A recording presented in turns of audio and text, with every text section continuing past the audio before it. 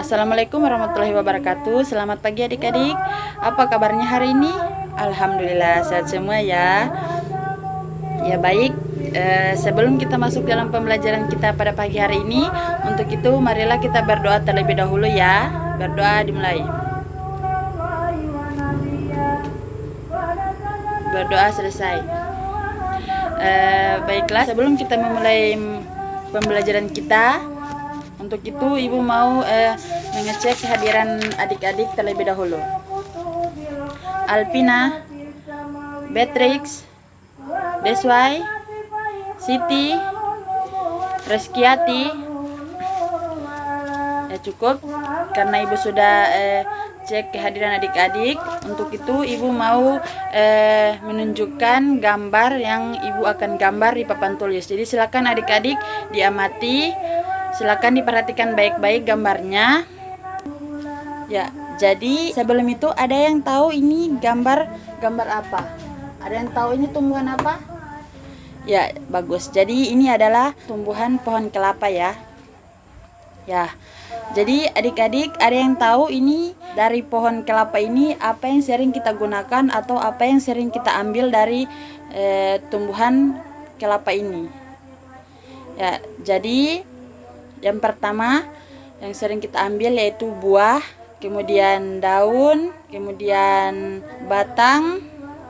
Ya, jadi buah, daun, dan batang ini merupakan organ penyusun dari tumbuhan. Jadi hari ini kita akan belajar mengenai organ-organ penyusun tumbuhan beserta fungsinya. Jadi sebelum kita masuk dalam materi, ada beberapa hal yang harus ibu sampaikan, yaitu yang pertama mengenai manfaat atau tujuan dari pembelajaran kita pada pagi hari ini, yaitu yang pertama tujuan pembelajaran, yaitu 1.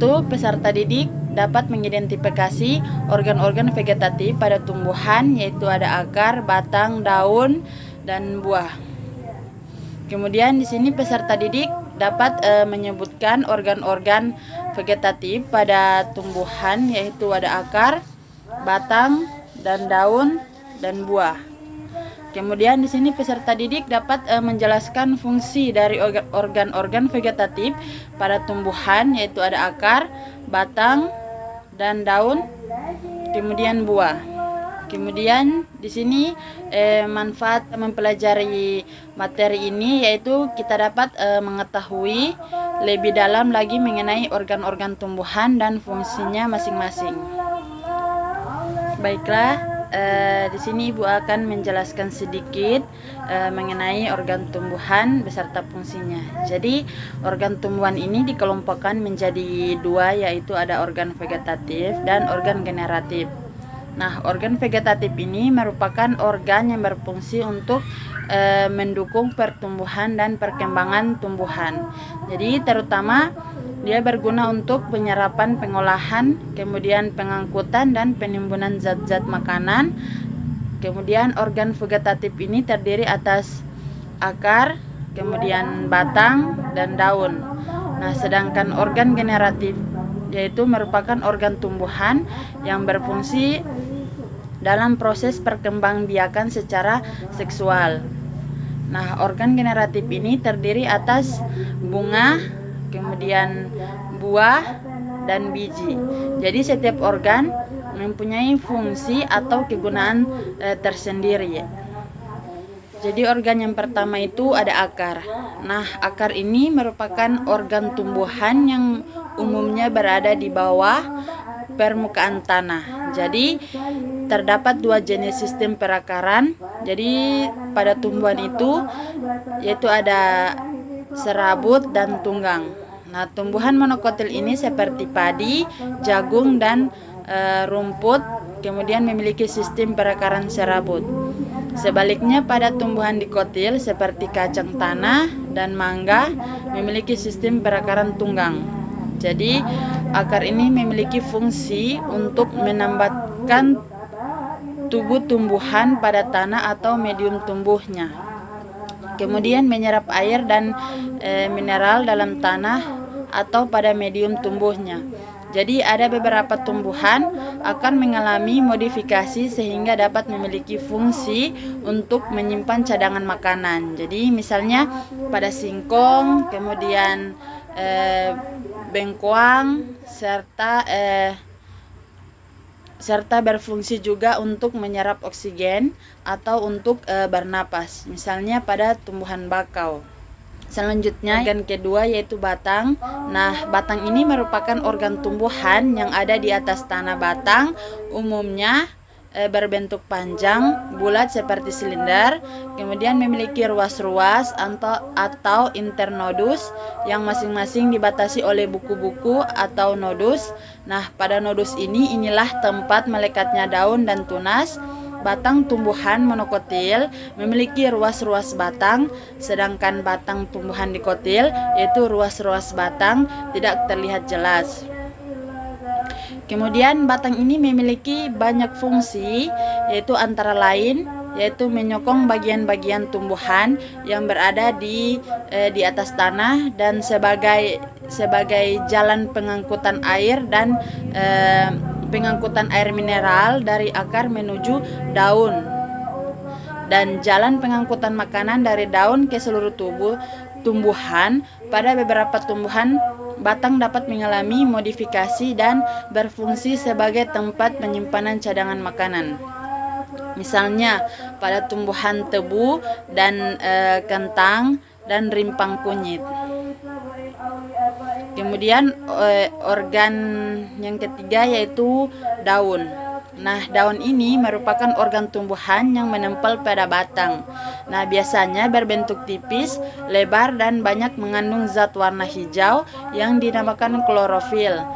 Nah, daun ini memiliki beberapa fungsi, antara lain yaitu sebagai alat untuk mengambil gas karbon dioksida yaitu CO2 yang digunakan sebagai sumber atau bahan baku dalam fotosintesis, yaitu mengatur penguapan air atau transpirasi, dan pernapasan yaitu respirasi tumbuhan. Jadi setiap tumbuhan ini memiliki bentuk, ukuran, dan warna daun yang berbeda untuk mencirikan tumbuhan tersebut. Nah, peruratan daun merupakan ciri untuk mengetahui suatu tumbuhan, termasuk tumbuhan monokotil maupun dikotil. Nah, daun monokotil ini dia memiliki peruratan daun yang sejajar. Nah, sedangkan tumbuhan dikotil ini memiliki peruratan daun menjala. Kemudian di sini ada organ yaitu bunga. Nah, bunga ini merupakan alat reproduksi seksual pada tumbuhan berbunga atau Divisio Magnoliophyta atau Angiospermae. Jadi tumbuhan berbiji tertutup ini pada bunga terdapat organ reproduksi yaitu benang sari, daun, dan putik. Nah, fungsi bunga yaitu sebagai organ seksual, sebagai wadah menyatunya gamet jantan atau mikrospora, dan betina yaitu makrospora untuk menghasilkan biji. Kemudian buah. Nah, buah ini merupakan organ pada tumbuhan yang merupakan perkembangan dari bakal buah atau ovarium.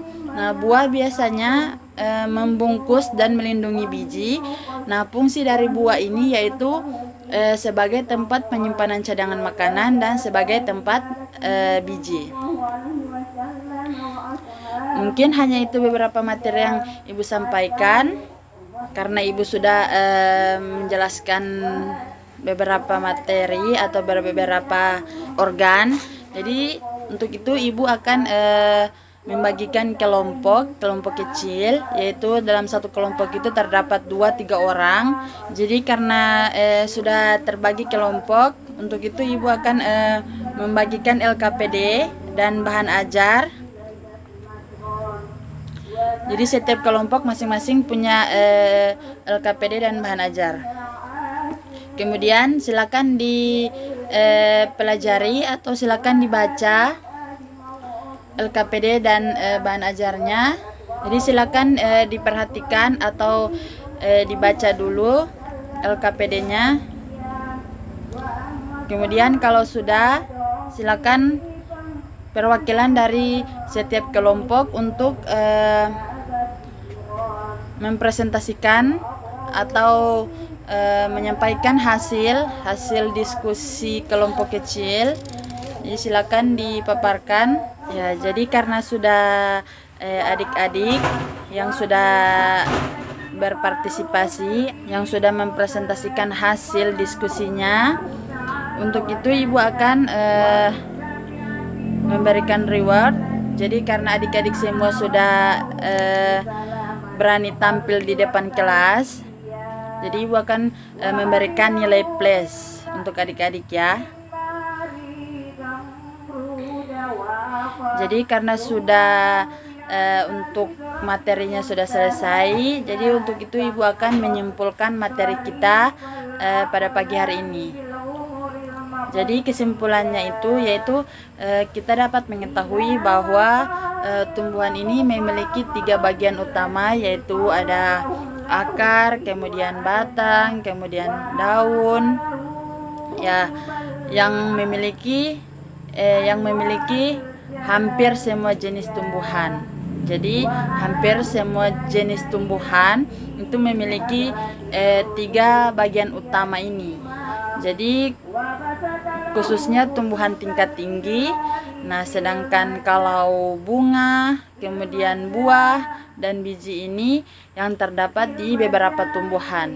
Jadi bukan merupakan organ utama. Jadi bunga, buah dan biji ini bukan merupakan organ utama, melainkan organ tambahan, di mana tidak semua tumbuhan juga tidak dapat melakukan fotosintesis tanpa bantuan ketiga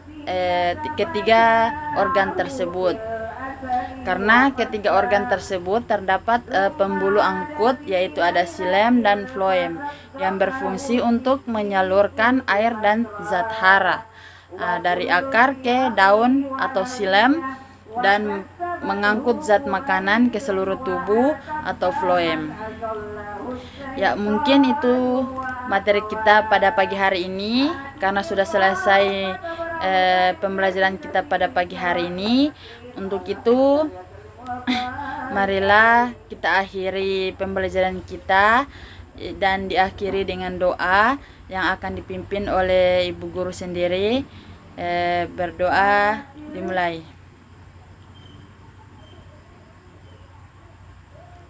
Berdoa selesai.